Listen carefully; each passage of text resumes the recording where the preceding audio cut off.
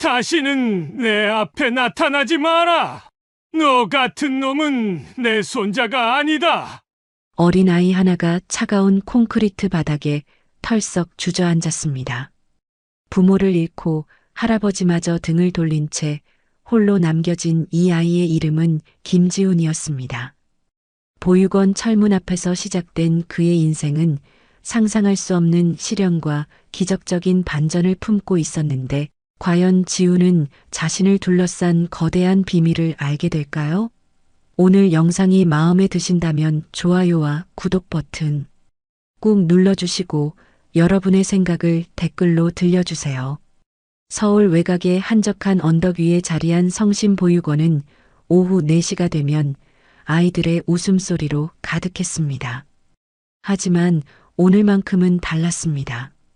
보육원 정문 앞에 서 있는 한 노인의 차가운 눈빛이 모든 것을 얼어붙게 만들고 있었습니다. 할아버지, 저 어디 가는 거예요? 5살 지훈이 떨리는 목소리로 물었지만 할아버지는 고개도 돌리지 않았습니다. 검은 양복을 단정히 차려입은 할아버지의 얼굴에는 미련이라곤 찾아볼 수 없었습니다. 김 원장님께서는 잘 계시죠? 할아버지가 보육원 원장에게 건네는 목소리는 사무적이었습니다. 마치 물건을 맡기듯 차갑고 건조했습니다. 네, 그런데 정말 괜찮으시겠어요? 아이가 아직 어린데. 이 아이는 이제 저와 아무 상관없습니다. 잘 부탁드립니다. 할아버지는 지훈을 한 번도 돌아보지 않은 채 검은색 승용차에 올라탔습니다. 엔진 소리와 함께 차가 멀어져 가는 동안 지훈은 그 자리에 멍하니 서 있었습니다. 작은 손에는 부모님의 사진이 든 낡은 지갑과 엄마가 마지막으로 사준 백도 통조림 하나가 전부였습니다. 지훈아, 이제 우리가 가족이야. 무서워하지 마. 김 원장이 지훈의 어깨에 손을 올리며 다정하게 말했지만 아이의 눈에는 이미 깊은 상처가 새겨지고 있었습니다. 부모님이 교통사고로 세상을 떠난 지 채 한 달도 되지 않아 이제는 할아버지마저 자신을 버린 것입니다. 보육원 안으로 들어간 지훈은 다른 아이들과는 달리 조용했습니다. 저녁 시간이 되어도 밥을 제대로 먹지 못했고 밤에는 이불을 뒤집어 쓴 채 훌쩍훌쩍 울음소리를 참았습니다. 엄마, 아빠. 지훈이 부모님의 사진을 보며 중얼거리는 목소리는 하늘로 흩어져 갔습니다.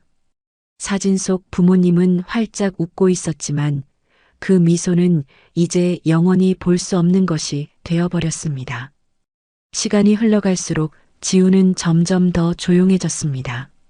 다른 아이들이 놀고 있을 때도 혼자서 구석에 앉아 있었고 선생님들이 말을 걸어도 고개만 끄덕일 뿐이었습니다.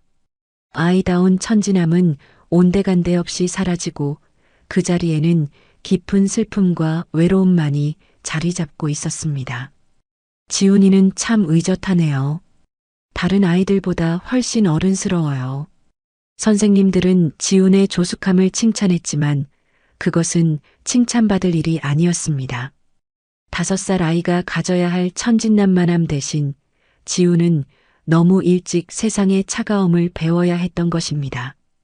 밤이 되면 지훈은 엄마가 마지막으로 사준 백도 통조림을 꺼내어 바라보곤 했습니다.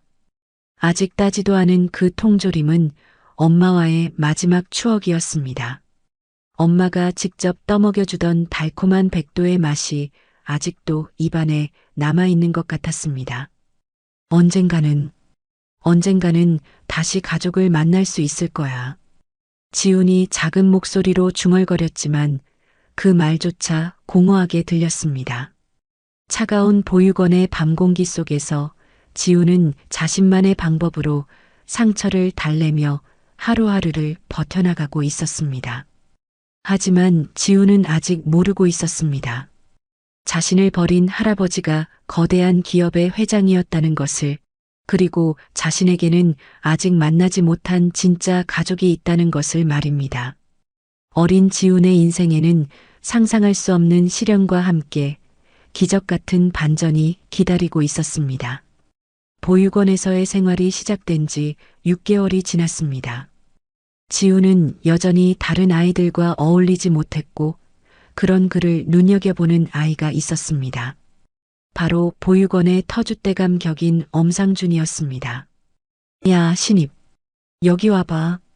상준이 지훈을 부르는 목소리에는 위압감이 담겨 있었습니다. 지훈보다 2살 많은 상준은 보육원에서 가장 덩치가 컸고 다른 아이들도 그를 무서워했습니다. 뭐예요? 지훈이 떨리는 목소리로 대답했지만 상준의 눈빛은 차가웠습니다. 너 맨날 혼자 있네? 친구도 없나 봐. 불쌍하긴. 상준이 비웃는 듯한 표정을 지었습니다. 그의 주변에는 늘 몇몇 아이들이 따라다녔는데 이들 역시 지훈을 신기한 듯 바라보고 있었습니다. 저는 괜찮아요. 괜찮기는. 봐, 얘 말투도 이상해. 너 어디서 왔어? 부모는? 상준의 질문에 지훈의 얼굴이 굳어졌습니다. 부모님 이야기는 아직도 아픈 상처였습니다. 부모님은 돌아가셨어요. 그래. 그럼 할아버지, 할머니는? 할아버지는 저를 버렸어요. 지훈의 솔직한 대답에 상준과 다른 아이들이 웃음을 터뜨렸습니다. 진짜? 할아버지가 너를 버렸다고? 그럼 넌 진짜 아무도 없는 거네. 상준의 말에 지훈의 가슴이 찢어지는 것 같았습니다. 하지만 더 큰 충격은 이제부터였습니다. 그럼 우리가 친구가 되어줄게. 대신 조건이 있어. 조건이요? 내 심부름을 해. 그리고 내가 시키는 건 다 해. 알겠지? 상준이 지훈의 어깨를 꽉 붙잡으며 말했습니다. 아직 어린 지훈에게는 거부할 힘이 없었습니다. 그날부터 지훈의 괴로운 나날이 시작되었습니다. 상준은 지훈에게 온갖 심부름을 시켰고 때로는 자신의 숙제까지 대신하게 했습니다. 다른 아이들 앞에서 지훈을 놀리는 것은 일상이 되었습니다. 야, 지훈아. 내 방 청소 좀 해줘. 오늘 내 빨래도 좀 개어놔. 그리고 나 간식 안 먹을 거니까 내가 먹어도 돼. 고마워하라고. 상준의 말에는 늘 비꼬는 투가 섞여 있었습니다. 하지만 지훈은 묵묵히 시키는 일을 했습니다. 혼자가 되는 것이 더 무서웠기 때문입니다. 어느 날 저녁 지훈은 화장실에서 몰래 울고 있었습니다. 하루 종일 상준의 괴롭힘에 지쳐있던 차였습니다. 엄마, 아빠, 지훈이 너무 힘들어요. 지훈이 중얼거리며 눈물을 닦고 있을 때 문득 거울 속 자신의 모습이 보였습니다. 뼈만 앙상하게 남은 얼굴, 늘 기가 죽어있는 표정. 이런 모습으로는 평생 괴롭힘을 당할 것 같았습니다. 그 순간 지훈의 마음속에서 무언가가 바뀌기 시작했습니다. 이렇게 살면 안 돼. 더 강해져야 해. 다음 날부터 지훈은 달라지기 시작했습니다. 다른 아이들이 잠들어 있는 새벽 6시, 지훈은 조용히 일어나 보육원 뒷마당에서 운동을 시작했습니다. 팔굽혀펴기, 윗몸 일으키기, 달리기까지 자신이 할 수 있는 모든 운동을 했습니다. 후, 하나 더 할 수 있어. 지훈이 스스로에게 말하며 한계를 넘어섰습니다. 처음에는 팔굽혀펴기 5개도 힘들었지만 점점 늘어가기 시작했습니다. 식사 시간에도 변화가 있었습니다. 평소에 입맛이 없어 남기곤 했던 음식을 남김없이 다 먹기 시작한 것입니다. 지훈아, 오늘도 다 먹네. 좋아. 김 원장이 흐뭇하게 웃으며 지훈의 머리를 쓰다듬었습니다. 하지만 지훈의 속마음은 달랐습니다. 강해지려면 밥을 많이 먹어야 해. 더 이상 약한 모습 보이면 안 돼. 한 달이 지나자 지훈의 몸에 변화가 나타나기 시작했습니다. 앙상했던 팔에 근육이 생기기 시작했고 얼굴에도 건강한 기색이 돌았습니다. 무엇보다 눈빛이 달라졌습니다. 예전의 기죽은 표정 대신 단단하고 의지에 찬 눈빛이 생겼습니다. 지훈이 좀 달라 보이는데? 다른 아이들도 지훈의 변화를 눈치채기 시작했습니다. 하지만 상주는 여전히 지훈을 만만하게 보고 있었습니다. 야, 지훈아. 오늘도 내 방 청소. 상준이 평소처럼 지훈에게 심부름을 시키려던 순간 지훈이 똑바로 그의 눈을 쳐다보았습니다. 싫어요. 뭐라고? 상준이 당황한 표정을 지었습니다. 지금까지 한 번도 거부한 적이 없던 지훈이 갑자기 달라진 것입니다. 제가 왜 상준이 심부름을 해야 해요? 저도 똑같은 보육원 아이인데요. 지훈의 목소리에는 이전과 달리 떨림이 없었습니다. 오히려 단호하고 확신에 차 있었습니다. 너, 감히. 상준이 주먹을 쥐고 지훈에게 다가왔지만 지훈은 한 발자국도 물러서지 않았습니다. 2달간의 운동과 훈련이 그에게 자신감을 주었던 것입니다. 때리고 싶으면 때려요. 하지만 저도 가만히 있지는 않을 거예요. 지훈의 단호한 말에 상준이 주춤거렸습니다. 예전에 약했던 지훈이 아니라는 것을 본능적으로 느꼈기 때문입니다. 그날 이후 상준은 더 이상 지훈을 괴롭히지 않았습니다. 지훈 역시 다른 아이들과 자연스럽게 어울리기 시작했고 보육원에서의 생활이 한층 편해졌습니다. 밤이 되어 잠자리에 누운 지훈은 부모님의 사진을 바라보며 중얼거렸습니다. 엄마, 아빠, 지훈이 이제 강해졌어요. 더 이상 누구에게도 괴롭힘 당하지 않을 거예요. 작은 손으로 사진을 꼭 쥔 지훈의 얼굴에는 의연한 미소가 떠올랐습니다. 괴롭힘 속에서도 꺾이지 않고 오히려 더 강해진 지훈. 이 경험은 앞으로 다가올 더 큰 시련들을 이겨낼 수 있는 단단한 토대가 되어 주었습니다. 지훈이 9살이 되던 봄날 보육원에 특별한 방문객들이 찾아왔습니다. 단정한 옷차림의 중년 부부가 김 원장과 함께 아이들을 둘러보고 있었습니다. 저희는 아이가 생기지 않아서 입양을 결심하게 되었어요. 여자가 조심스럽게 말하자 남자도 고개를 끄덕였습니다. 네, 좋은 아이를 만나서 정말 가족이 되고 싶어요. 김 원장이 부부를 이끌며 놀이터에서 뛰노는 아이들을 보여주었습니다. 그때 한쪽 구석에서 혼자 책을 읽고 있는 지훈이 눈에 띄었습니다. 저 아이는 어떤 아이인가요? 여자가 지훈을 가리키며 물었습니다. 지훈이요? 아주 착하고 의젓한 아이예요. 공부도 잘하고 다른 아이들보다 훨씬 어른스러워요. 김 원장의 설명에 부부의 얼굴에 관심 어린 표정이 떠올랐습니다. 지훈아, 이쪽으로 와볼래? 김 원장의 부름에 지훈이 책을 덮고 다가왔습니다. 낯선 어른들 앞에서도 전혀 주눅 들지 않는 모습이었습니다. 안녕하세요. 지훈이 정중하게 인사하자 여자의 얼굴에 따뜻한 미소가 떠올랐습니다. 안녕, 지훈아. 나는 이모라고 불러도 돼. 너 몇 살이니? 9살이에요. 와, 정말 의젓하구나. 혹시 우리랑 함께 살고 싶니? 여자의 따뜻한 말에 지훈의 마음이 두근거리기 시작했습니다. 진짜 가족이 생길 수 있다는 희망이 싹 텄던 것입니다. 정말요? 그럼 우리가 지훈이의 새 가족이 되어줄게.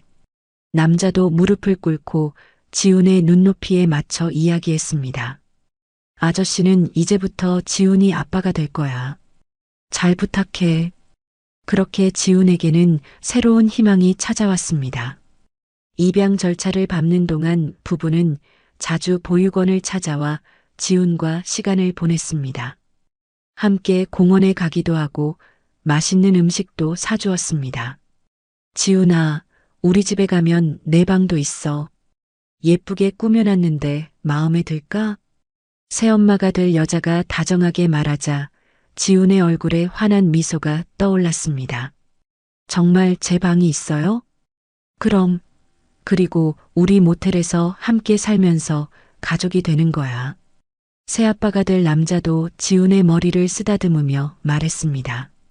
드디어 입양이 결정된 날, 지훈은 자신의 작은 가방에 소중한 물건들을 챙겼습니다.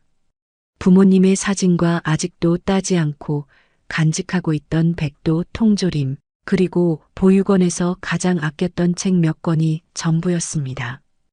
지훈아, 행복하게 잘 살아야 해. 김 원장이 지훈을 끌어안으며 눈물을 글썽였습니다. 네, 원장 선생님도 건강하세요.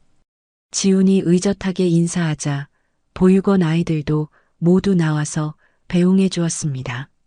새 가족과 함께 도착한 곳은 작지만 깔끔한 모텔이었습니다. 가족 모텔이라는 간판이 달린 2층 건물이었습니다. 자, 지훈아. 여기가 우리 집이야. 새엄마가 지훈의 손을 잡고 모텔 안으로 안내했습니다. 1층은 사무실과 거실이 있었고 2층에는 가족이 살 수 있는 공간이 마련되어 있었습니다. 와, 정말 넓어요. 지훈이 감탄하자 세부모들이 기뻐했습니다. 지훈이가 마음에 들어하니 다행이네. 이제 정말 우리 가족이구나. 새아빠가 지훈의 어깨에 손을 올리며 말했습니다. 지훈아, 앞으로 아빠 일 도와줄 수 있지? 똑똑한 지훈이니까 금방 배울 거야. 네, 열심히 할게요. 지훈이 밝게 대답했습니다. 진짜 가족이 생겼다는 기쁨에 가슴이 벅찼습니다. 그날부터 지훈의 새로운 생활이 시작되었습니다. 아침에 일어나면 모텔 청소를 도왔고 손님들이 필요한 것이 있으면 심부름도 했습니다. 세부모들은 지훈의 성실한 모습을 보며 만족해했습니다. 우리 지훈이 정말 착하네. 이렇게 일을 잘하다니. 새엄마가 지훈을 칭찬하자 지훈의 마음은 따뜻해졌습니다. 당신, 우리가 정말 좋은 아이를 만났어. 그러게 말이야. 지훈이 덕분에 모텔 일도 훨씬 수월해졌네. 세부모가 서로 만족스러워하는 모습을 보며 지훈은 더욱 열심히 하기로 마음먹었습니다. 학교에 다니기 시작한 지훈은 공부에도 최선을 다했습니다. 세부모에게 자랑스러운 아들이 되고 싶었기 때문입니다. 엄마, 아빠, 저 이번 시험에서 전교 3등 했어요. 지훈이 성적표를 들고 뛰어오자 세부모의 표정이 묘하게 굳어졌습니다. 그래, 잘했네. 새엄마의 반응이 생각보다 시큰둥했습니다. 지훈아, 공부도 중요하지만 건강이 더 중요해. 너무 무리하지 마. 새아빠의 말에도 어딘지 모를 어색함이 느껴졌습니다. 하지만 지훈은 아직 그 의미를 깨닫지 못했습니다. 단지 세부모가 자신의 건강을 걱정해 주는 것이라고 생각했을 뿐이었습니다. 네, 알겠어요. 그런데 저 정말 공부 열심히 해서 좋은 대학 가고 싶어요. 지훈의 순수한 말에 세부모는 서로 의미심장한 눈빛을 주고받았습니다. 그날 밤 지훈이 잠든 후 세부모는 거실에서 조용히 대화를 나누었습니다. 여보, 저 아이가 너무 공부를 잘하는 것 같아. 혹시 뭘 걱정해? 그냥 모텔 일이나 잘 도와주면 되는 거 아니야? 두 사람의 대화는 지훈이 들을 수 없는 곳에서 이루어졌습니다. 지훈은 아직 모르고 있었습니다. 자신을 진심으로 사랑해서 입양한 것이 아니라 모텔 일을 도와줄 일꾼이 필요해서였다는 것을 말입니다. 하지만 순수한 지훈은 여전히 새 가족에 대한 희망과 사랑으로 가득했습니다. 입양된 지 1년이 흘렀습니다. 지훈은 새 가족과의 생활에 완전히 적응했고 학교에서도 최상위권의 성적을 유지하고 있었습니다. 하지만 그의 뛰어난 성취는 세부모에게 기쁨이 아닌 당황감을 안겨주고 있었습니다. 엄마, 아빠, 제가 이번에 전교 1등 했어요. 지훈이 상장을 들고 뛰어오자 새엄마는 씁쓸한 표정을 지었습니다. 또, 지훈아, 너 요즘 공부만 하는 것 같은데 괜찮아? 네, 저 정말 공부가 재미있어요. 특히 과학이요. 지훈의 눈이 반짝이며 말했지만 새아빠의 반응은 시큰둥했습니다. 지훈아, 공부보다는 건강이 더 중요해. 너무 책에만 매달리지 마. 그런데 저는 지훈아, 새엄마가 지훈의 말을 자르며 진지한 표정을 지었습니다. 우리가 무슨 말을 하는지 알겠지? 공부는 적당히 하고 우리 모텔 일을 더 도와줘. 그게 가족으로서 해야 할 일이야. 지훈의 얼굴에 당황스러운 표정이 스쳤습니다. 가족이 자신의 성취를 기뻐해 줄 것이라고 생각했는데 오히려 부담스러워하는 것 같았습니다. 하지만 저는 나중에 과학자가 되고 싶어요. 과학자? 새아빠가 코웃음을 쳤습니다. 지훈아, 꿈은 꿈일 뿐이야. 현실을 봐야지. 우리 같은 평범한 집에서 무슨 과학자야? 그래, 차라리 모텔 운영을 배우는 게 나을 거야. 나중에 이 모텔도 내가 이어받을 수 있고. 새부모의 말에 지훈은 말문이 막혔습니다. 그들이 원하는 것은 공부 잘하는 아들이 아니라 모텔 일을 도와줄 조력자였던 것입니다. 그날 밤 지훈은 자신의 방에서 부모님의 사진을 보며 속마음을 털어놓았습니다. 엄마, 아빠, 저는 정말 공부가 하고 싶어요. 근데 새 가족은 그걸 원하지 않는 것 같아요. 하지만 더 큰 변화는 이제부터였습니다. 어느 날 아침 새엄마가 화장실에서 나와 새아빠에게 뛰어갔습니다. 여보, 여보, 이것 좀 봐. 손에는 임신 테스트기가 들려 있었고 거기에는 두 줄이 선명하게 나타나 있었습니다. 정말이야? 새아빠가 믿을 수 없다는 표정으로 물었습니다. 의사 선생님께서도 기적이라고 하셨어. 우리에게 정말 아이가 생겼어. 두 사람은 서로 끌어안으며 기뻐했습니다. 오랫동안 아이를 갖지 못해 지훈을 입양했었는데 이제 진짜 자신들의 핏줄을 가질 수 있게 된 것입니다. 지훈아, 이리 와. 새아빠가 지훈을 부르자 지훈이 달려왔습니다. 뭐예요, 아빠? 지훈아, 내게 기쁜 소식이 있어. 곧 동생이 생길 거야. 동생이요? 지훈의 얼굴에 환한 미소가 떠올랐습니다. 와, 정말요? 남동생이에요? 여동생이에요? 아직 모르겠지만 어쨌든 내 동생이 될 거야. 새엄마가 배를 쓰다듬으며 말했습니다. 하지만 그녀의 눈빛에는 지훈을 바라보는 시선이 이전과 달라져 있었습니다. 임신 소식 이후 집안 분위기가 완전히 바뀌었습니다. 새부모는 온 관심을 태중의 아이에게 쏟았고 지훈은 점점 뒷전으로 밀려나기 시작했습니다. 지훈아, 엄마가 임신 중이니까 힘든 일은 내가 다 해야 해. 지훈아, 조용히 해. 엄마가 휴식해야 한다고. 지훈아, 오늘부터 너 혼자 모텔 청소 다 해. 지훈에게 주어지는 일은 점점 늘어갔고 관심은 점점 줄어들었습니다. 학교에서 상을 받아와도 예전처럼 관심을 보이지 않았습니다. 엄마, 저 이번에 수학 경시대회에서 1등 했어요. 아, 그래. 그런데 지훈아, 엄마 허리가 아픈데 마사지 좀 해줄래? 새엄마는 지훈의 상장에는 눈길도 주지 않고 자신의 편의만 챙겼습니다.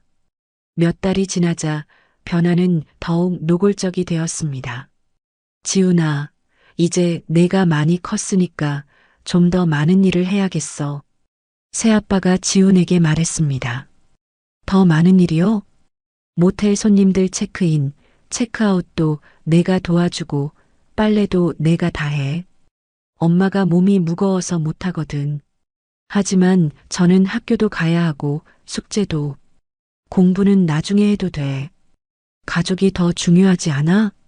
새아빠의 말에는 이전의 다정함이 사라져 있었습니다. 어느 날 저녁 지훈이 늦게까지 모텔 일을 하고 있을 때 새부모가 나누는 대화를 우연히 듣게 되었습니다. 여보, 지훈이가 너무 공부에만 신경 쓰는 것 같아. 우리 아이가 태어나면 비교될까봐 걱정이야. 그러게 말이야. 지훈이는 그냥 모텔 일만 시키자. 공부 잘한다고 뭐하나? 어차피 우리 친자식은 아니잖아. 맞아. 우리 진짜 아이가 태어나면 그 아이에게만 집중하자. 지훈의 가슴이 찢어지는 것 같았습니다. 자신을 진짜 가족으로 생각해주는 것이 아니라 그저 임시 방편이었다는 것을 깨달았습니다. 그날 밤 지훈은 자신의 방에서 조용히 울었습니다. 엄마, 아빠, 저는 또 버려지는 건가요? 이번에도 진짜 가족이 될 수 없는 건가요? 하지만 지훈은 아직 모르고 있었습니다. 앞으로 닥쳐올 더 큰 시련들을 말입니다. 새 동생이 태어나면 자신의 처지는 더욱 비참해질 것이라는 것을 말입니다. 드디어 그날이 왔습니다.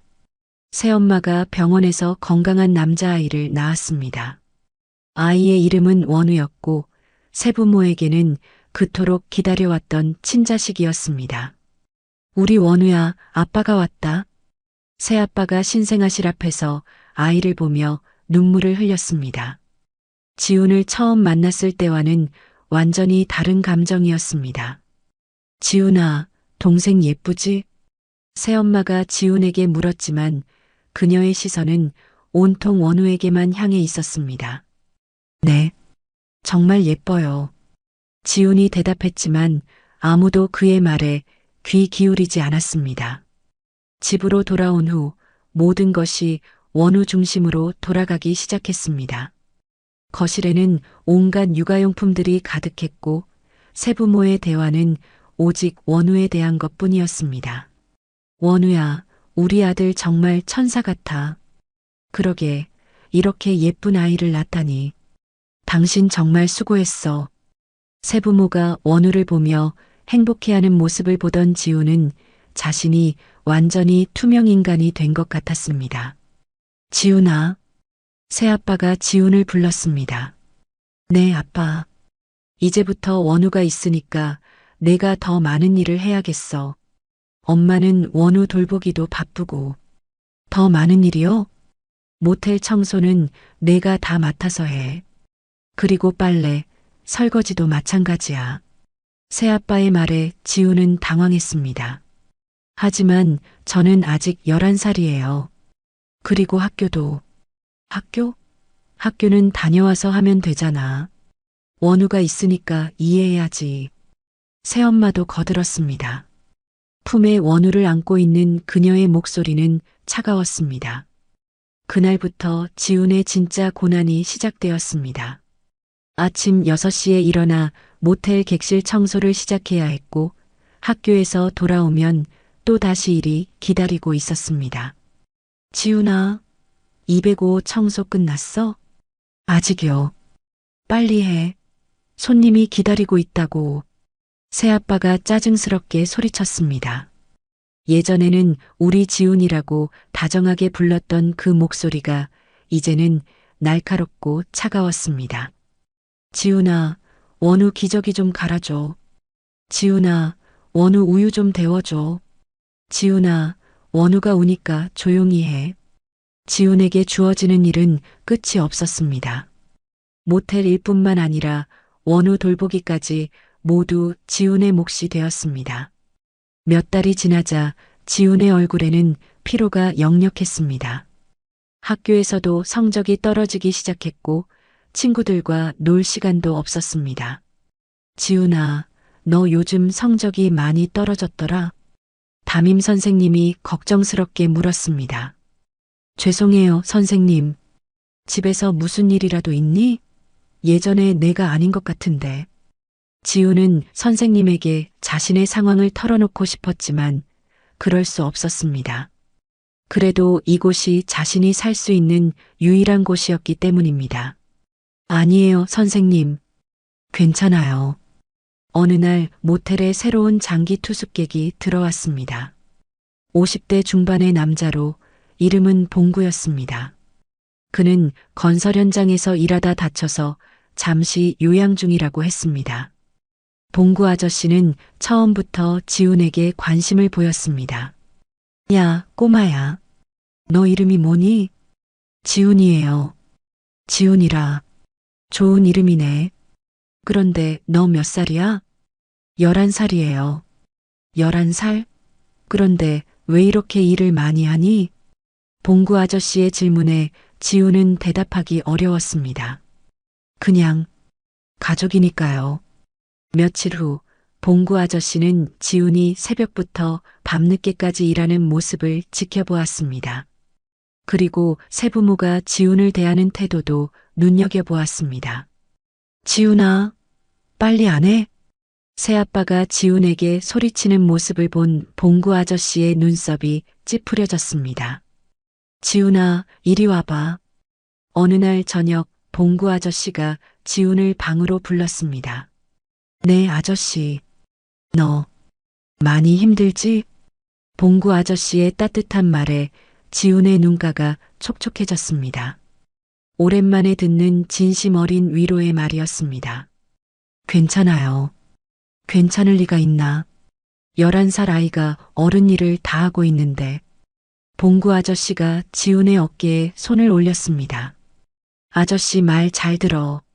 지금은 힘들어도 언젠가는 내가 이 모든 걸 벗어날 날이 올 거야. 정말요? 그럼. 하지만 그러려면 내가 더 강해져야 해. 공부도 놓으면 안 되고. 하지만 시간이 없어요. 시간은 만드는 거야. 아무리 바빠도 하루에 1시간씩이라도 공부해. 그게 내가 여기서 벗어날 수 있는 유일한 방법이야.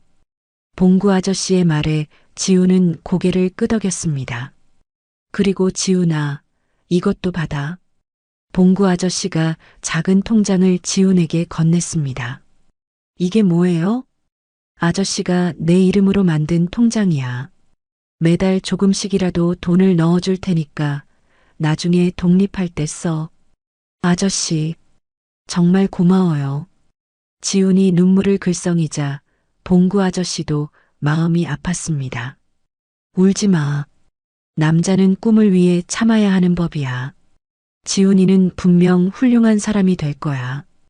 그날 밤 지훈은 오랜만에 희망을 품고 잠들 수 있었습니다. 비록 지금은 힘들지만 언젠가 이 모든 것을 벗어날 수 있다는 봉구 아저씨의 말이 마음에 남아 있었습니다. 하지만 새부모의 지훈에 대한 대우는 날이 갈수록 더욱 냉정해져 갔습니다. 이제 지훈은 가족이 아닌 그저 모텔에서 일하는 하인에 불과했습니다. 봉구 아저씨와 지훈의 만남은 지훈에게 큰 변화를 가져다 주었습니다. 비록 하루 종일 모텔 일에 시달렸지만 밤늦게라도 공부를 놓지 않았고 봉구 아저씨는 그런 지훈을 묵묵히 응원해 주었습니다. 지훈아, 오늘도 늦게까지 공부하는구나. 밤 11시가 넘어서야 겨우 자신의 공부를 시작한 지훈을 보며 봉구 아저씨가 말했습니다. 네, 아저씨. 낮에는 일하느라 시간이 없어서요. 기특한 녀석? 이거 가져가. 봉구 아저씨가 따뜻한 우동 한 그릇을 지훈에게 건넸습니다. 아저씨가 직접 끓이신 거예요? 그럼. 성장기 아이가 이렇게 늦게까지 공부하는데 든든하게 먹어야지. 지훈이 우동을 먹는 모습을 바라보던 봉구 아저씨의 눈에 안쓰러움이 가득했습니다. 아저씨, 정말 고마워요. 아저씨가 아니었다면. 뭘? 아저씨도 너 같은 아들이 있었으면 좋겠다 싶어서 그래.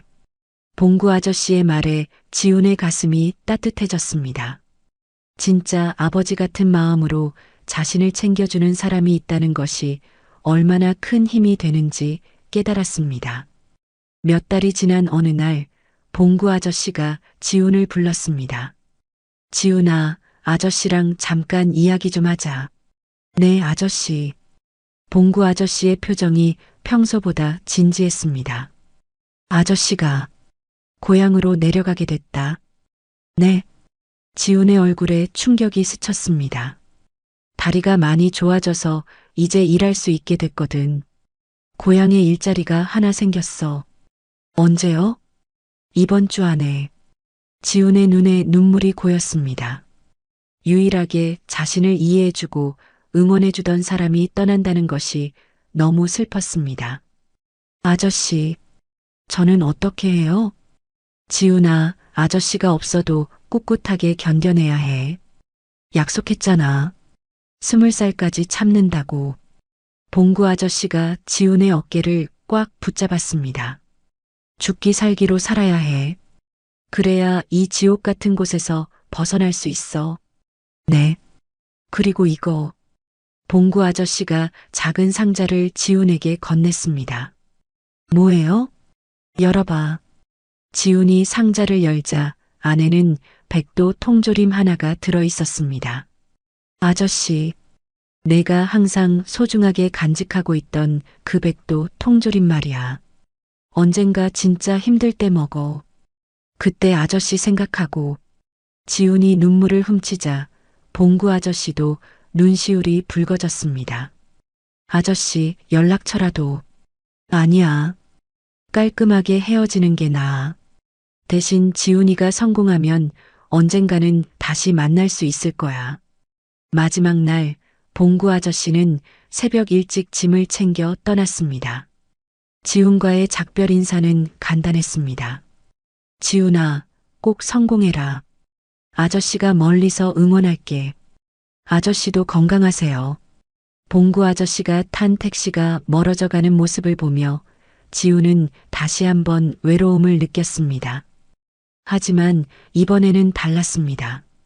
봉구 아저씨가 남긴 용기와 희망이 있었기 때문입니다. 그날 밤 지훈은 봉구 아저씨가 준 백도 통조림을 조심스럽게 열었습니다. 달콤한 백도의 맛이 입안에 퍼지자 어린 시절 엄마가 떠먹여주던 기억이 되살아났습니다. 엄마, 저 이제 정말 강해졌어요. 20살까지 견딜 수 있을 것 같아요. 지훈이 마음속으로 엄마에게 인사했습니다. 그 이후 지훈은 더욱 치밀하게 미래를 준비하기 시작했습니다.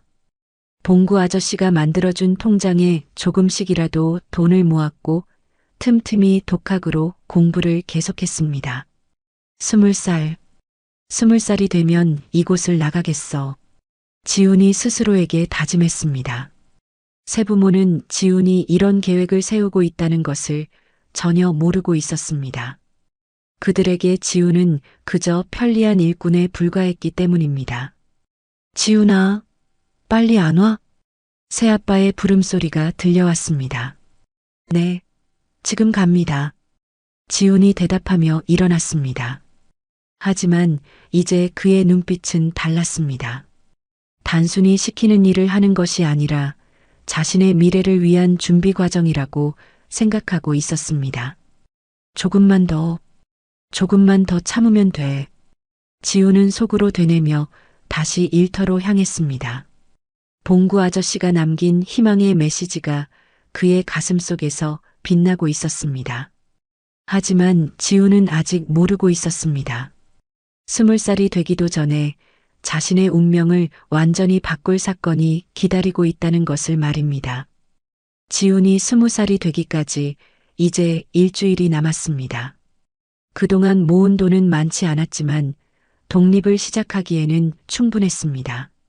지훈은 조용히 탈출 계획을 세우고 있었는데 예상치 못한 사건이 모든 것을 앞당기게 되었습니다. 원우야, 용돈이 어디 갔지? 새엄마가 5살이 된 원우에게 물었습니다. 모르겠어요. 분명히 책상 위에 뒀는데. 이상하네. 5만 원이나 되는 돈이 그냥 사라질 리가 없는데. 새아빠가 심각한 표정을 지으며 말했습니다. 혹시 지훈이가? 새엄마가 의미심장한 눈빛을 보냈습니다. 설마. 하지만 다른 사람은 없으니까. 두 사람의 시선이 지훈을 향했습니다. 마침 모텔 청소를 마치고 돌아온 지훈은 이런 분위기를 전혀 모르고 있었습니다. 지훈아, 이리 와봐. 새아빠가 지훈을 부르는 목소리에 차가움이 섞여 있었습니다. 네, 아빠. 너 원우 방에 들어간 적 있지? 네, 청소할 때 들어갔어요. 그때 뭔가 본 거 없어? 지훈이 고개를 갸우뚱했습니다. 뭘 보는데요? 원우 용돈 5만 원이 없어졌어. 새아빠의 말에 지훈의 얼굴이 굳어졌습니다. 저는 모르겠는데요. 모른다고? 그럼 누가 가져간 거야? 여기 있는 사람은 우리밖에 없는데. 새엄마가 지훈을 의심스럽게 쳐다봤습니다. 정말 저는 안 가져갔어요. 지훈아, 솔직하게 말해. 아빠가 화내지 않을 테니까. 새아빠의 말에는 이미 지훈이 범인이라고 확신하는 투가 담겨 있었습니다. 진짜 안 가져갔다고요. 지훈이 억울하다는 듯 목소리를 높였습니다. 뭐, 내가 지금 큰 소리 치고 있어? 새아빠의 얼굴이 붉어졌습니다. 너 그동안 우리가 얼마나 잘해줬는데 이제 도둑질까지 하냐? 저는 정말 그만해. 너 같은 놈은 이 집에 있을 자격이 없어. 새아빠가 화를 내며 소리쳤습니다. 당장 나가. 지금 즉시. 아빠, 제발 들어보세요. 저는 정말 듣기 싫어. 도둑놈 소리 듣기 싫다고. 새엄마도 거들었습니다. 그래, 나가. 우리 원우한테 나쁜 영향 줄까봐 걱정됐는데 잘 됐네. 지우는 믿을 수 없었습니다. 10년 넘게 한 가족으로 살아왔는데 이렇게 쉽게 내쫓는 것이었습니다. 짐 챙겨서 나가. 5분 안에. 새아빠의 명령에 지우는 어쩔 수 없이 자신의 방으로 향했습니다. 가져갈 것이라곤 부모님 사진과 몇 권의 책, 그리고 봉구 아저씨가 만들어준 통장이 전부였습니다. 정말 가는 거야? 원우가 지훈을 보며 물었습니다. 아직 어린 원우는 상황을 제대로 이해하지 못하고 있었습니다. 응, 형이 여행을 좀 다녀올게. 지훈이 원우의 머리를 쓰다듬으며 말했습니다. 화는 새부모에게 났지만 원우에게만은 미움을 품을 수 없었습니다. 빨리 안 나가? 새아빠가 재촉하자 지훈은 작은 가방을 메고 모텔을 떠났습니다. 갈 곳이 없었던 지훈은 서울역으로 향했습니다. 밤이 되자 역사 안에는 노숙자들과 가출한 사람들이 하나둘씩 나타났습니다. 정말 이렇게 살아야 하나. 지훈이 차가운 바닥에 앉아 생각에 잠겼습니다. 갑자기 모든 것을 잃게 된 현실이 막막했습니다. 며칠이 지나자 지훈의 모습은 초라해졌습니다.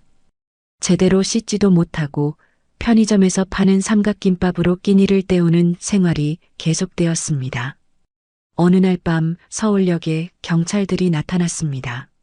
신분증 검사입니다. 경찰관이 노숙자들을 대상으로 검문을 시작했습니다. 학생, 신분증 있어? 경찰관이 지훈에게 다가왔습니다. 네, 여기 있어요. 지훈이 떨리는 손으로 신분증을 건넸습니다. 김지훈. 나이도 어린데 왜 여기 있어? 갈 곳이 없어서요. 경찰관이 지훈을 자세히 살펴보더니 그의 지갑에 있는 낡은 사진을 발견했습니다. 이 사진은 뭐야? 부모님 사진이에요. 경찰관이 사진을 자세히 들여다보던 중 갑자기 표정이 변했습니다. 잠깐, 이 여자, 혹시 이 여자가 내 어머니야? 네, 돌아가신 저희 엄마예요. 경찰관의 손이 떨리기 시작했습니다. 이럴 수가. 김미영. 미영이. 네, 저희 엄마를 아세요? 지훈이 놀라서 물었습니다. 아는 게 아니라 이 사람은 내 이모야. 우리 엄마의 쌍둥이 언니야. 경찰관의 말에 지훈은 더욱 놀랐습니다. 그럼 저와 삼촌이. 그래, 넌 내 조카야. 내 친조카. 경찰관의 눈에 눈물이 고였습니다. 지훈아, 정말 지훈이구나. 우리가 그렇게 찾던 지훈이. 삼촌이 저를 찾고 있었어요? 그럼 내 부모님이 사고로 돌아가신 후 내가 어디로 갔는지 몰라서 온 가족이 찾고 있었어. 할아버지가 너를 어디에 맡겼는지 끝까지 말하지 않아서. 경찰관이 지훈을 끌어안았습니다. 이제 걱정 없어. 삼촌이 있잖아. 우리 이모도 널 얼마나 만나고 싶어 했는데 지우는 꿈을 꾸는 것 같았습니다. 절망의 순간에 진짜 가족을 만나게 된 것입니다. 삼촌, 정말 저를 가족으로 받아주실 거예요? 당연하지. 넌 우리 가족이야. 진짜 가족. 그날 밤 지우는 오랜만에 따뜻한 집에서 잠들 수 있었습니다. 삼촌의 집으로 가는 길에 그는 하늘을 올려다보며 중얼거렸습니다. 엄마, 아빠, 드디어 진짜 가족을 만났어요. 삼촌의 집으로 가는 길, 지우는 여전히 꿈을 꾸는 것 같았습니다. 경찰관인 사촌형 민수와 함께 차에 앉아가면서 그동안 궁금했던 많은 것들에 대한 답을 들을 수 있었습니다. 지훈아, 정말 많이 고생했구나. 민수가 백미러로 지훈을 바라보며 말했습니다. 형, 저희 부모님은 정말 어떻게 돌아가신 거예요? 교통사고였어. 너를 데리러 가던 길에 큰 트럭과 충돌해서 즉시 사망했어. 민수의 목소리가 무거워졌습니다. 그리고 내 할아버지, 김 회장은 처음부터 내 부모님의 결혼을 반대했어. 특히 내 엄마를 너무 싫어했거든. 왜요? 내 엄마는 평범한 집안 출신이었어. 김 회장 같은 재벌가에서는 받아들일 수 없는 신분이었던 거지. 지우는 처음 듣는 이야기에 충격받았습니다. 그래서 할아버지가 저를, 그래, 부모님이 돌아가신 후 할아버지는 너를 보육원에 맡기고 다시는 찾지 않겠다고 선언했어. 우리가 아무리 만류해도 소용없었어. 차가 한 아파트 단지에 도착했습니다. 깔끔하고 안정적인 느낌의 중산층 아파트였습니다. 도착했다. 이모가 얼마나 기다리고 있을까? 민수가 지훈의 손을 잡고 엘리베이터에 올랐습니다. 현관문이 열리자 지훈과 똑같이 생긴 중년 여성이 나타났습니다. 돌아가신 엄마와 쌍둥이였던 이모였습니다. 지훈이, 이모의 눈에서 눈물이 주르륵 흘러내렸습니다. 정말 우리 지훈이구나. 이모가 지훈을 끌어안았습니다. 엄마와 똑같은 채취, 똑같은 따뜻함이었습니다. 이모, 저를 정말 찾고 계셨어요? 그럼 얼마나 찾았는데 10년 넘게 사립탐정까지 고용해서 찾았어.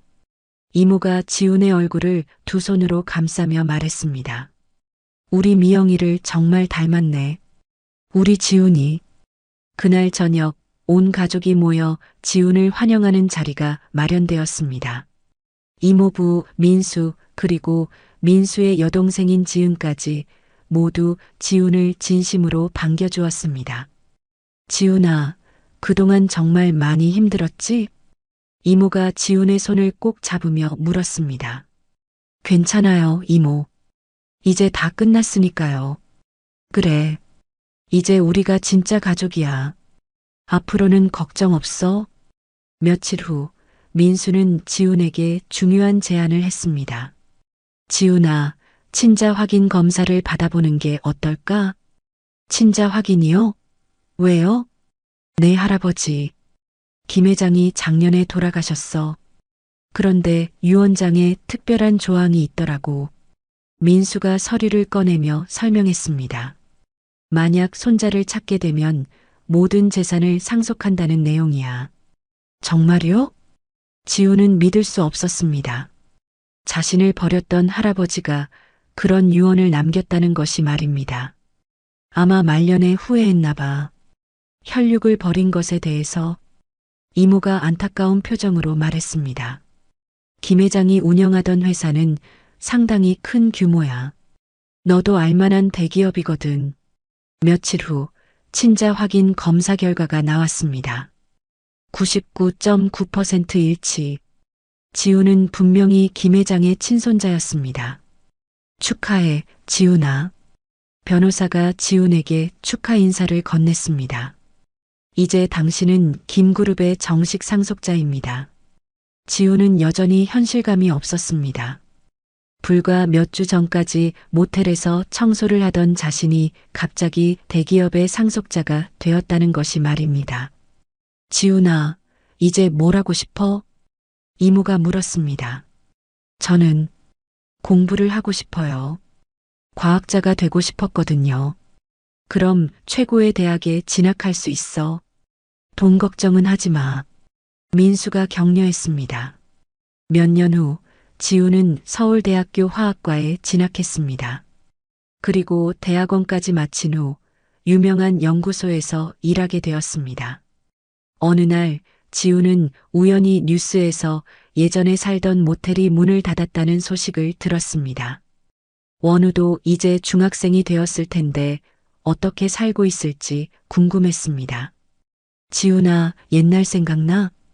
이모가 뉴스를 보며 말했습니다. 조금요.